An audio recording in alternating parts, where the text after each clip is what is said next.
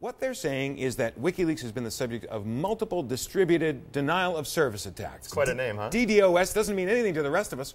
Right. What's happening? So these distributed denial of service attacks, even I'm stumbling on that word, it's basically a name for a type of attack where you get a group of computers to flood a website with so much traffic that it goes down.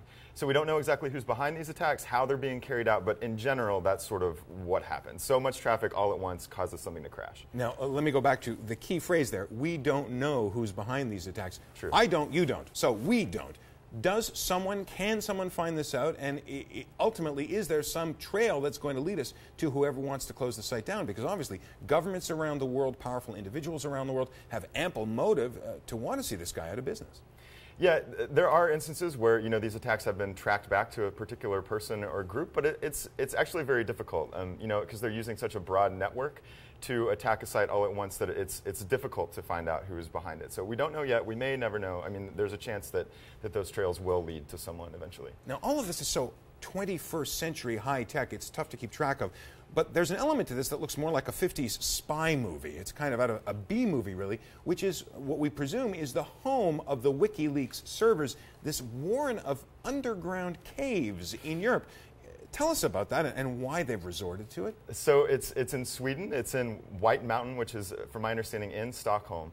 And it's 30 feet below the ground. It's this very James Bond-looking sort of setup. It's being talked about a lot online. It's literally a cave. It's got one door.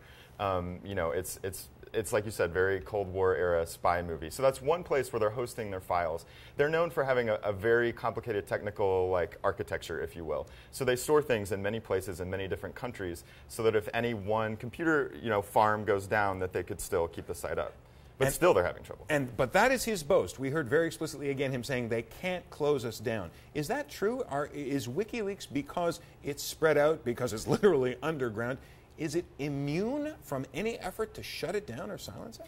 I wouldn't say that it's immune. They've been pretty crafty at sort of switching and changing to keep themselves online. It's been a fight though. They've gone down I think 3 times this week. They've had trouble with the domain name host, which is the name that shows up in your web browser. They've had trouble with the servers, where they actually store the files. But they do store them in so many different places, around the world, and they are so secretive about how exactly they do that I think it would be fairly difficult for anyone to shut them down permanently. We have seen several examples of where these attacks have shut them down at least temporarily. Most recently, they moved to the Swiss domain name, wikileaks.ch. So if you go to the original wikileaks.org, you can't pull up the site there anymore. So these attacks clearly are having some effect, but they've showed a lot of tenacity and sort of weaving and dodging with it. It is amazing. It's like a 21st century cyber insurgency, and John Sutter's written all about it at CNN.com. Fascinating stuff. More on the cave and that whole angle.